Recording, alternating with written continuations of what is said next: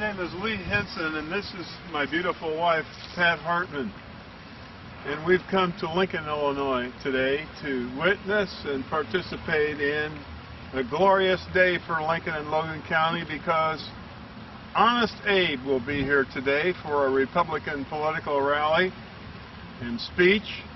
And he was in Alton yesterday, and we were too, weren't we? Because that was the last Lincoln-Douglas debate.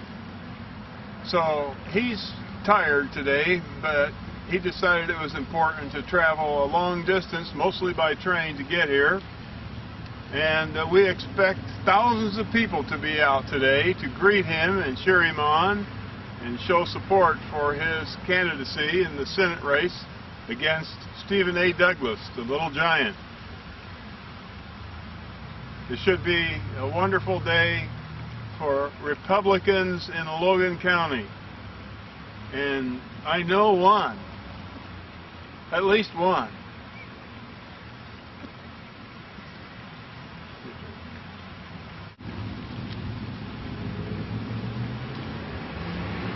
Look, here's a reporter from the Chicago Press and Times. That paper was a Republican paper, so you must be a Republican reporter, and you probably are wondering what we're doing here. Well, this is a great day for Lincoln and Logan County, because Honest Abe is having a Republican rally and speech here today, the very next day after his final appearance in the Lincoln-Douglas debates in Alton yesterday. We were there to see him, I guess, the little giant's voice faded out, and so most people were kind of disappointed in that.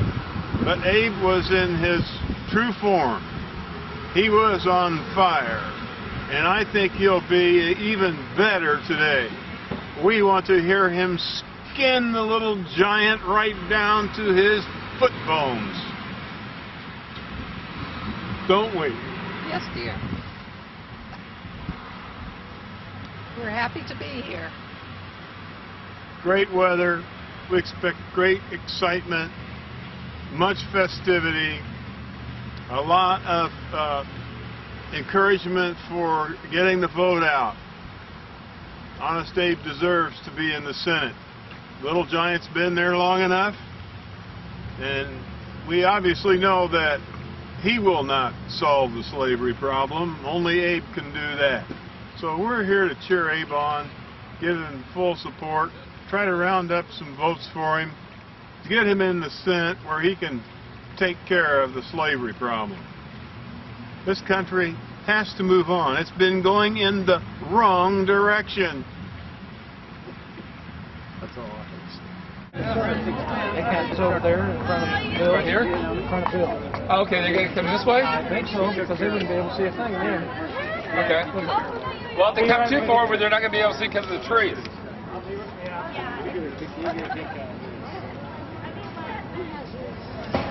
This is a great day to wear. Found.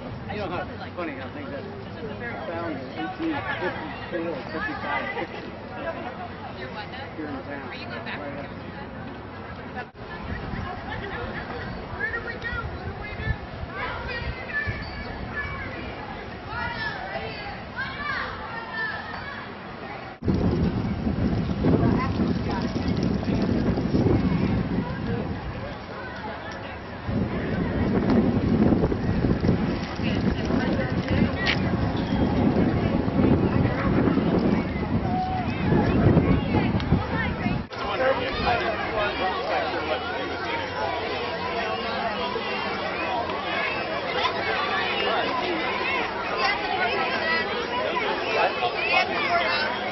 Wait, you know what the rest of the ladies in line are?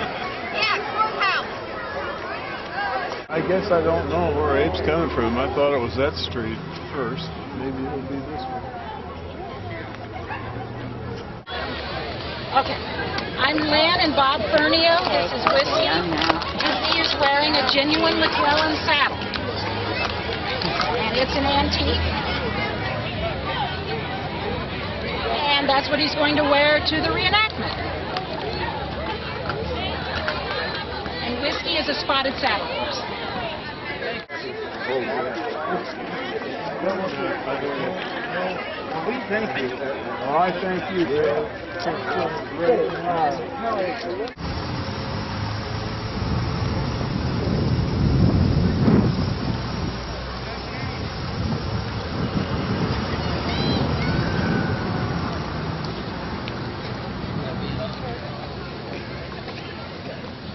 Good afternoon.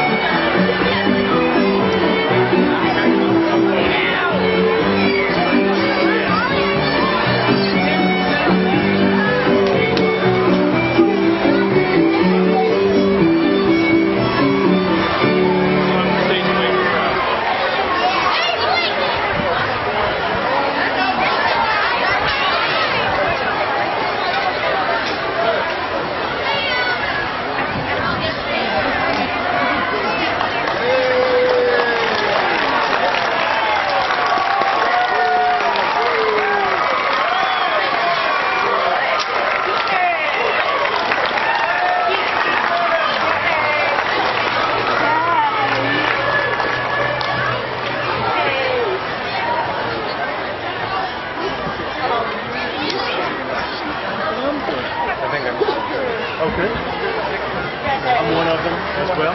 Yes. My fellow citizens of Lincoln and Logan County, good afternoon.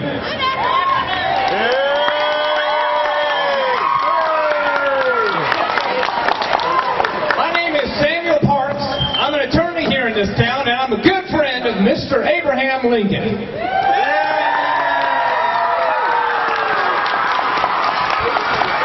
I'm deeply honored to introduce Mr. Lincoln. Just about 3 weeks ago, the Honorable Judge David Davis, sitting right behind me, invited our popular Republican candidate for United States Senate, Abraham Lincoln, to speak here.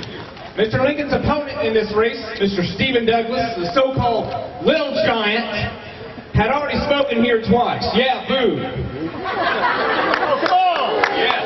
Oh, yeah! Yeah!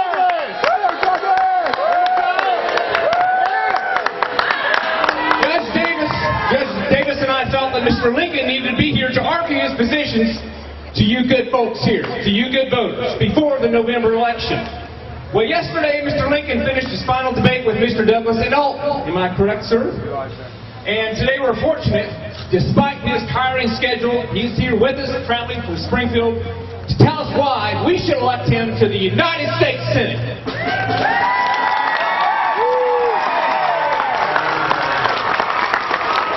Why Mr. Lincoln for the Senate. I have known Mr. Lincoln for 18 years, I believe it is. He's a man of good character. When I came to Logan County in 1846, I practiced law alongside Mr. Lincoln in all the courthouses in this county, Postville, and then the Mount Pulaski Courthouse before the county seat was moved from Mount Pulaski to this town. But since then, Mr. Lincoln has often visited my office right across the street. He's established himself as a public servant. He served 4 terms in the state legislature, and he most helped write the law which created this county in 1939. Let's hear it for our county and Mr. Lincoln.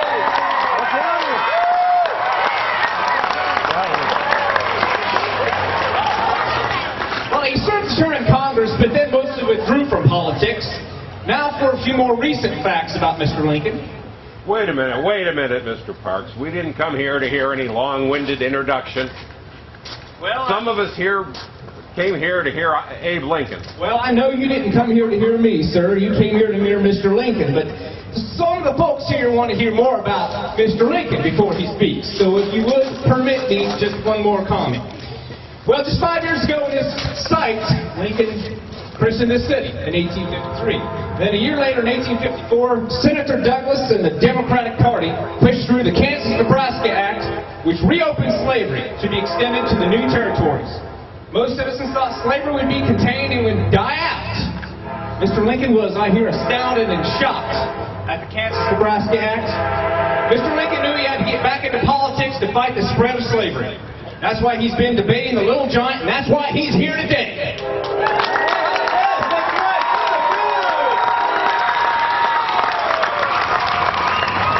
Yes, Mr. Lincoln knows he has to stop the slaveocracy of Stephen Douglas and President James Buchanan and the entire Democratic Party. I see some of you in this audience who are from the Democratic Party. Now that's enough, Park. That's enough. Well, all right. We came here to hear Abe speak, not you.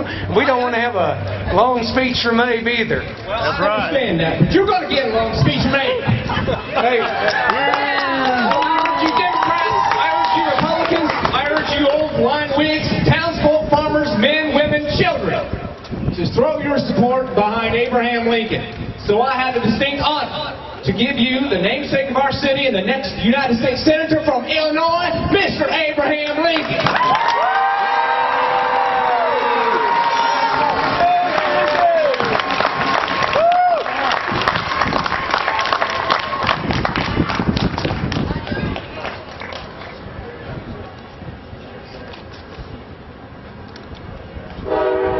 Thank you, my good friend, Mr. Parks. Thanks to the rest of the greeting committee for your hospitality. Ladies and gentlemen.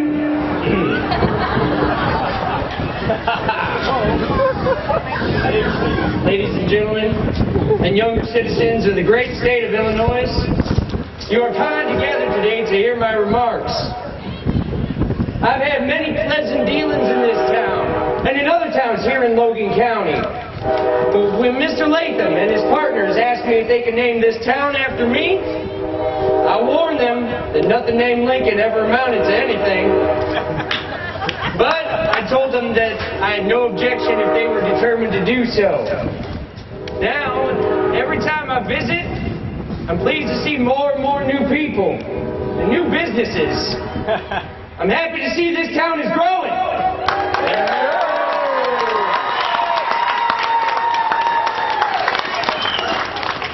Let me give you an example of new business. Last March, I came into possession of a lot just over on the south side of the square. I acquired this lot as a payment for a loan debt owed to me. When I came into possession of this property, I noticed a shed on my lot that I had not seen there before. This shed had some horses in it. So I guess I was in a business I didn't even know about.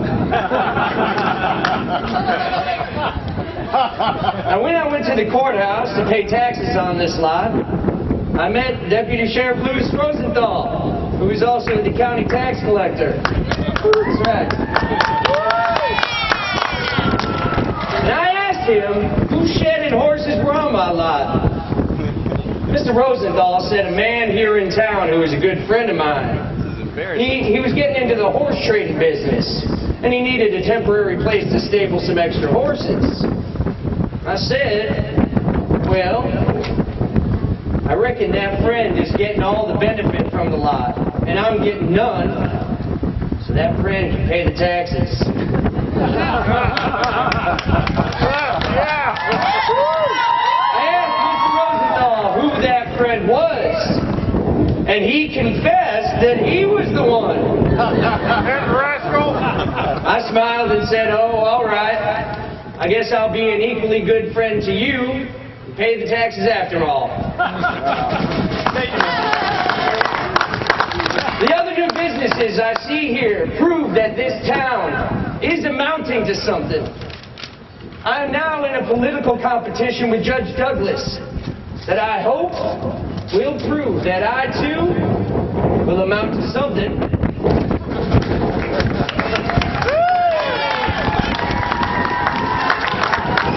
Just yesterday, Judge Douglas and I finished our joint discussions in our debates in Alton. We also had debates in 6 other towns throughout the state. And each of us have spoken individually in dozens of other Illinois towns. Now, you will remember that a little more than a month ago, Judge Douglas had his own rally in this town. He took advantage of a circus being here to attract a crowd. Now, I sat in the audience, but I did not speak because it was his special day. Now, my friends and I have our own special day in this town, but there is no circus here to give me artificial audience or inflated numbers. So again, I thank you for coming to hear me.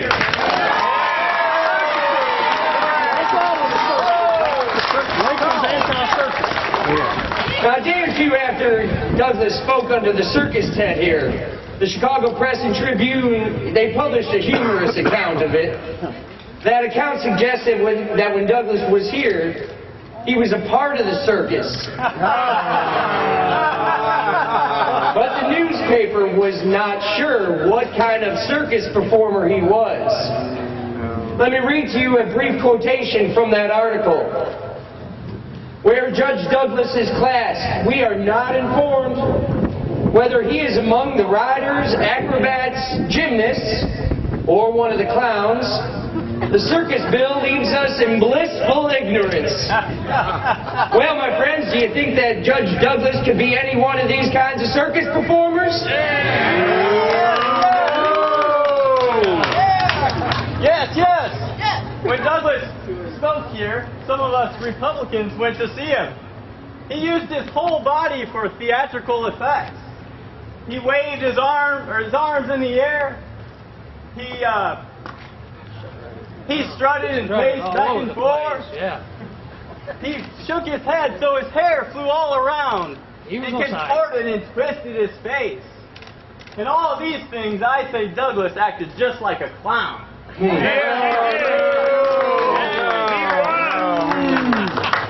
Well, my friends, perhaps you've been amused, but now we must be serious. Many of you have read reports in the newspapers of the debates that Judge Douglas completed, so you know that the main subject has been the slavery issue. Today I will tell you how Judge Douglas and I disagree on the question of slavery. I will start with the judge's doctrine of popular sovereignty, because he keeps saying that it is the one and only solution to the slavery problem. He has more than once said his idea of popular sovereignty means that people who settle in the new territories must decide whether it become a free state or a slave state. He brags that he invented this doctrine and that it is right because it is self-government. I say the judge did not invent self-government. The American people at the founding of this country practiced it. And popular sovereignty in the territories where slaves would be taken is not self-government at all.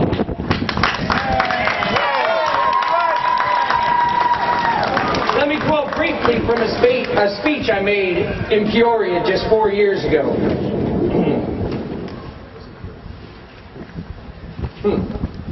See if I can find it here. All right. The doctrine of self-government is right, absolutely and eternally right, but it has no just application as here attempted in Kansas. If the Negro is a man, it is not to the extent a total destruction of self-government to say that he too shall not govern himself. When the white man governs himself and also governs another man, that is more than self-government. That is despotism. It is tyranny. If the Negro is a man, why then my ancient faith teaches me that all men are created equal, and that there can be no moral right in connection with one man's making a slave of another. I say so much for the judge's great principle of popular sovereignty.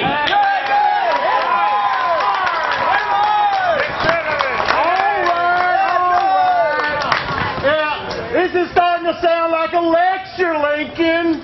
When you had the debates with the little giant, you told funny stories and jokes. Come on now. Don't you have a funny story and a joke? Yeah! Please, you are interrupting the points I want to make. These debates were generally serious because slavery is the most important subject to our nation's future. And so during the debates, I did not tell as many stories or jokes as I sometimes do. The question of slavery is of great importance, as I have stated in my House Divided speech last June. What happens with the slavery question will determine whether this nation becomes all free or all slave. So let me continue. I reckon many are in this audience to get more information to help them decide whether to vote for the judge or for me. That's right, Abe. I've always been a Whig. But now that Andy Jackson's gone, our party's fading out. So just what is the difference between you Republicans and the Democrats anyway? Well, that's a good question. You are correct to ask that. Because I was asked the same question just a month ago when I spoke in Edwardsville. I basically gave the following reply. The difference between the Republican and the Democratic parties on the leading issue of this contest, as I understand it, is that we Republicans consider slavery a moral, social, and political wrong. Judge Douglas more than once has said he does not care whether slavery is voted down or up. Every measure of the Democratic Party of late years, bearing directly or indirectly on the leading issue of this contest, has corresponded with the notion of utter indifference on whether slavery or freedom shall outrun in the race of empire across to the Pacific. Every measure leading up to the Dred Scott decision, where the idea is boldly suggested that slavery is better than freedom.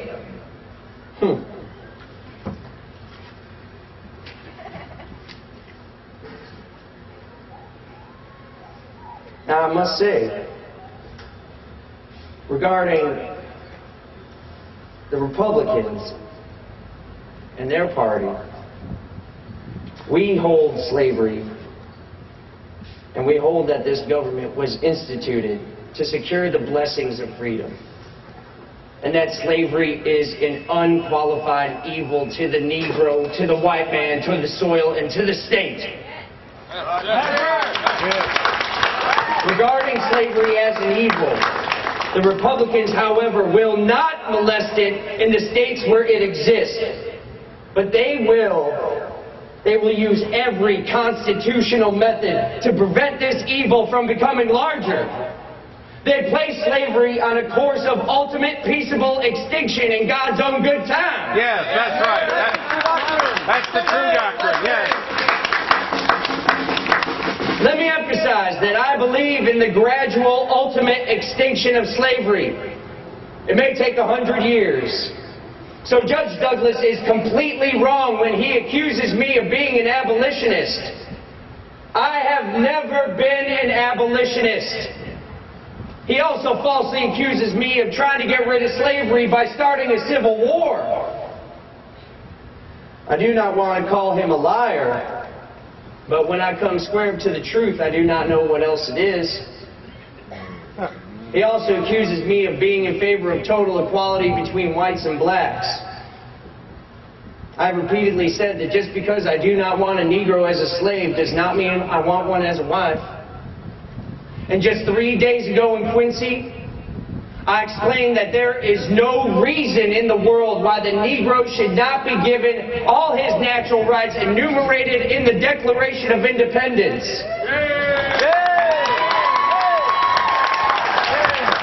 The right to life, to liberty, and the pursuit of happiness.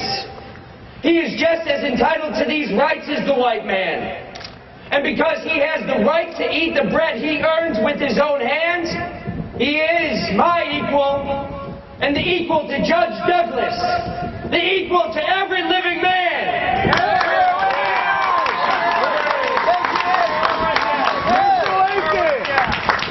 Mr. Lincoln, you keep on lecturing us. Please tell me you are not going on for 2 hours like I know you can do. You're boring me. Mr. Lincoln, please. Don't you have some amusing stories or some jokes you can entertain us with? Yeah. Yeah. That's what I want. Well, today I am somewhat tired after finishing our debates yesterday. So I might not speak as long as I normally do. Thank you. I do not think I said much that was funny during the debates. One amusing thing, however, that does come to mind was as soon as the first debate in Alton started, the judge tried to tell a joke about me. He was reviewing his early careers and mine. He mentioned that he had been a school teacher, and he claimed that I had been a saloon keeper in New Salem. And he got a few laughs when he said that. When it came my turn to speak, I too got a few laughs when I corrected him. I pointed out that the judge was woefully at fault about me being a saloon keeper. Not that it would be a great sin had I been a saloon keeper, but the judge was mistaken. This Lincoln never did own a saloon in New Salem, but it is true that I did work the latter part of one winter up at a little still house, up at the head of a little valley. Now, I have heard another version of this story from my friends, which has no basis in fact, but I will tell it to you anyway for your consideration. In the new version, the judge supposedly said that I had been a very good bartender. And I had supposedly replied that while I had once stood on one side of the bar selling whiskey to Mr. Douglas, I had since then left my side of the bar. But Mr. Douglas still sticks to his side as much as ever.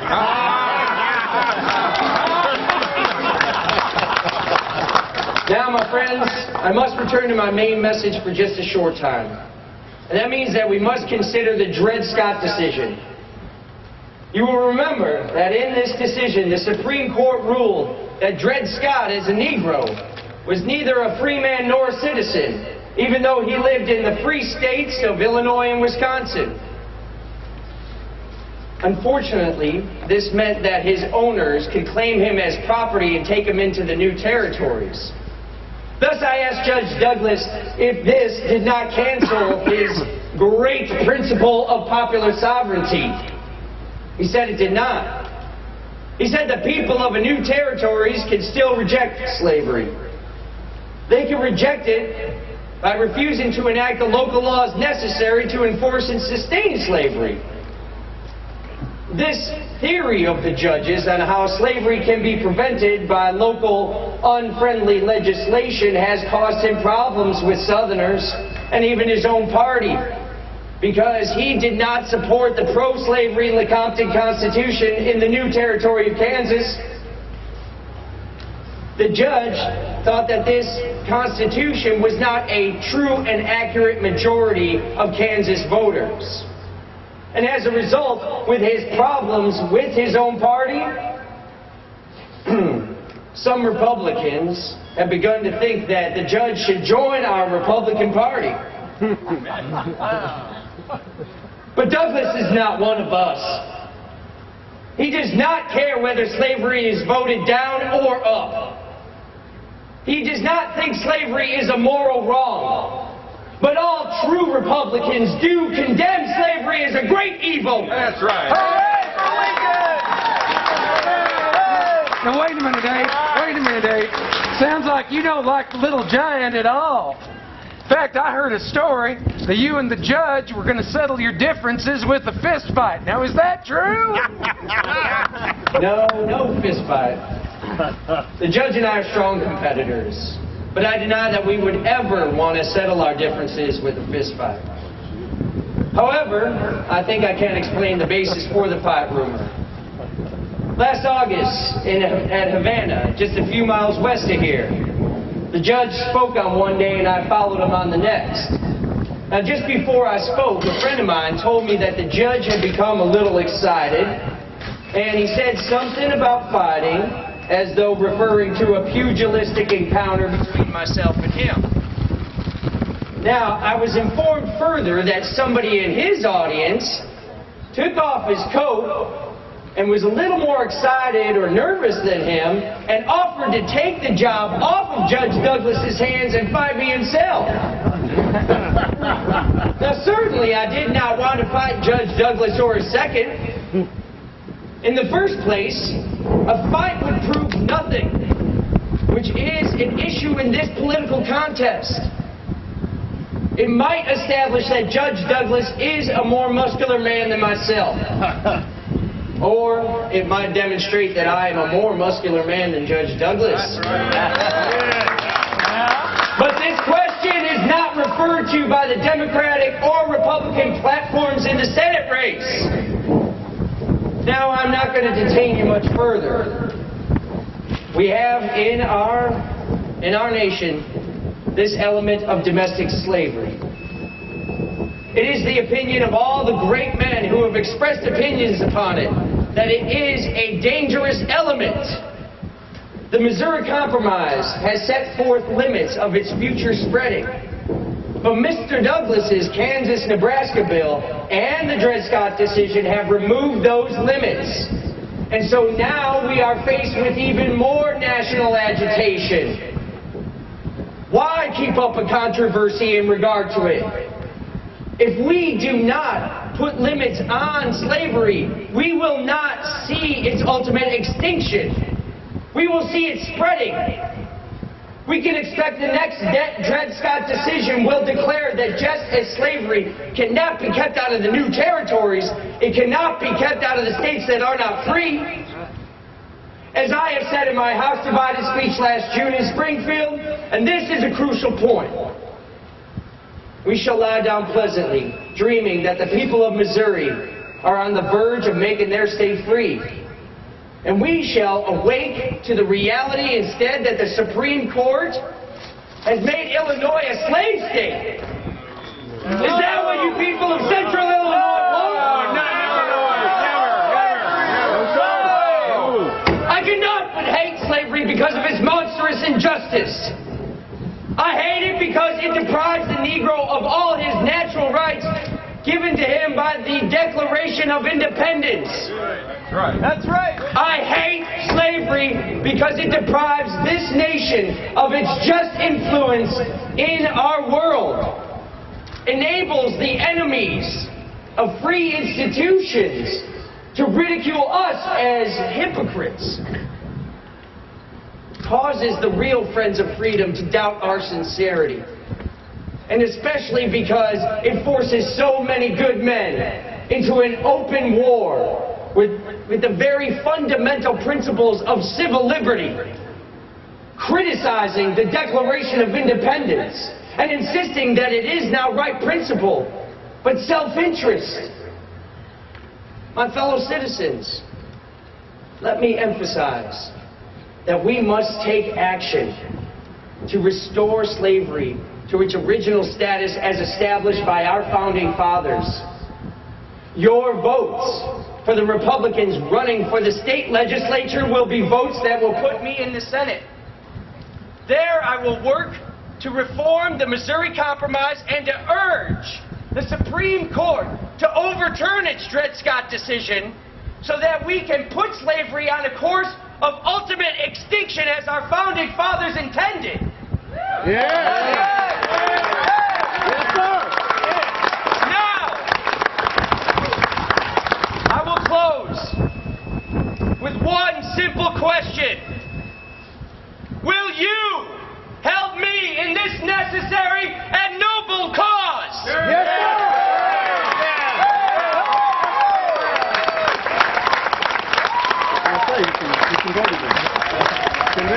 Thank you, good people of Lincoln. Thank you, Mr. Lincoln. Thank you.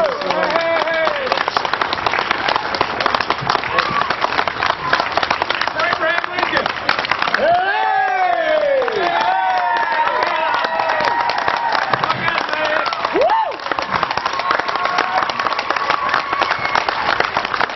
We have a campaign song to sing. It's in your program today. Take it and sing it with us. You know the song. It's the tune of Nellie Bly, but we're going to sing words for Abraham Lincoln.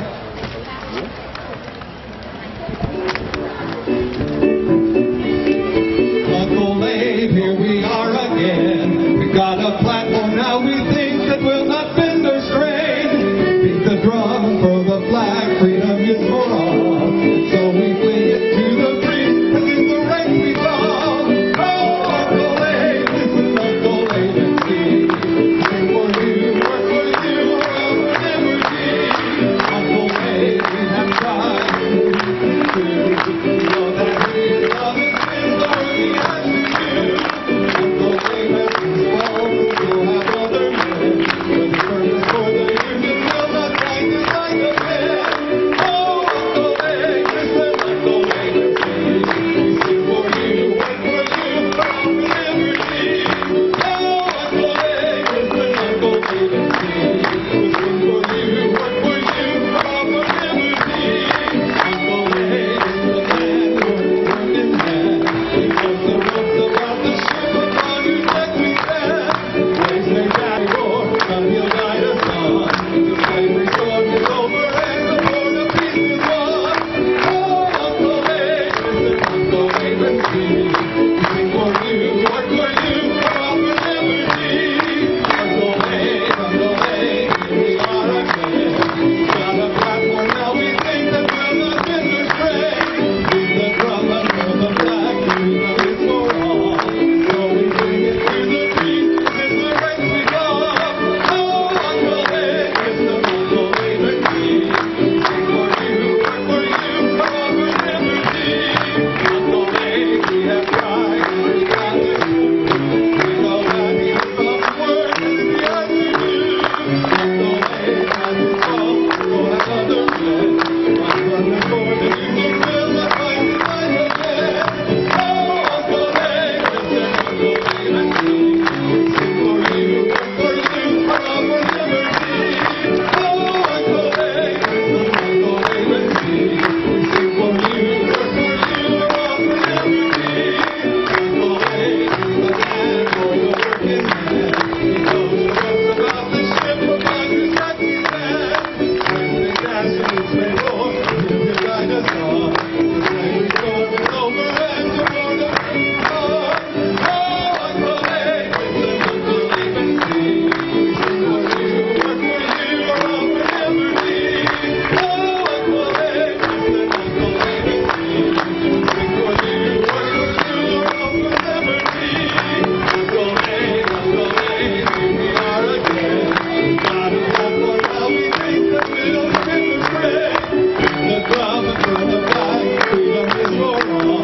So we bring it to the breeze, in the yeah.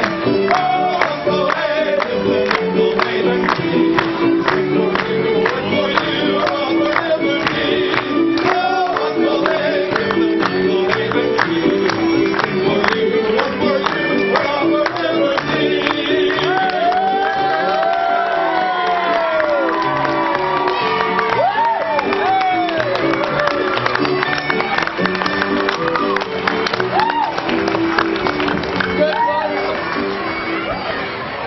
Good voters of Logan County, good Republicans all, I call upon you at this time to voice your true opinion of the candidates in this race.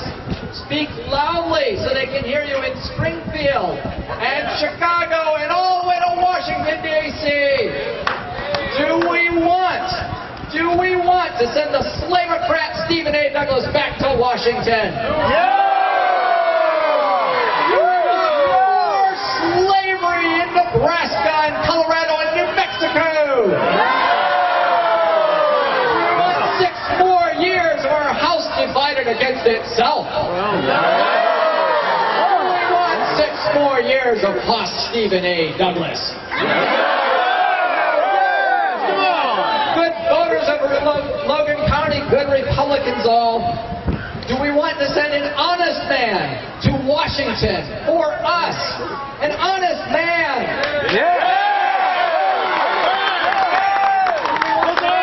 Freedom and for liberty for all! We want to vote for a man who knows Logan County! Man to protect our rights. Do we want old Abe for us? Good voters of Logan County, thank you for your support of Logan County's choice for the United States Senate. The only man who can solve the problems before us now, the only man with the solution to the slave issue, the only man honest enough to do the job that needs to be done. Voters of Logan County, I call upon you to vote for your choice for the U.S. Senate, to vote in November for the next senator from the great state of Illinois, for the Honorable and Honest Abraham Lincoln. Thank you. Thank you for coming out today. Thank you.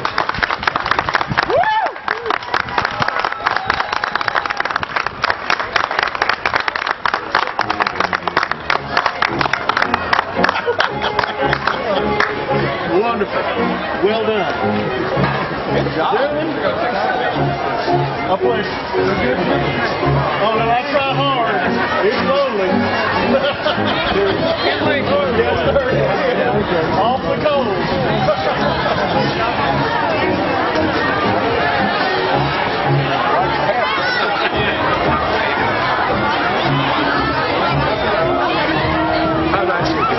Oh, yeah.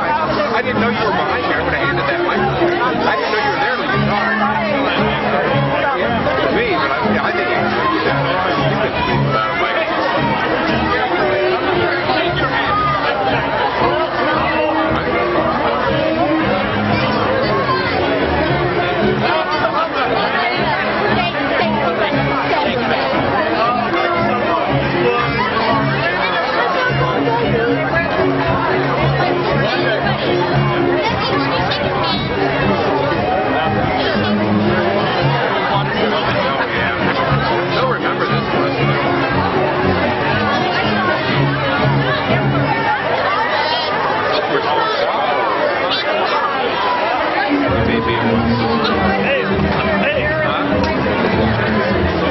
There's a guy in a whole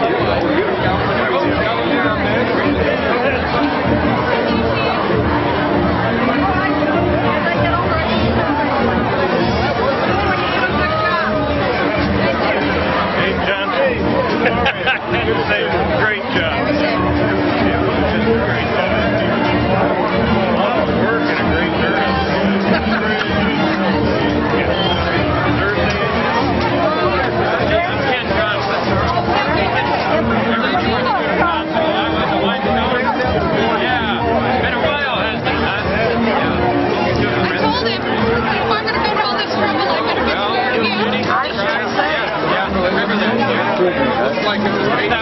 Maybe you weren't to the inaugural. I shook his hand. I'm glad I finally got to meet you face to face.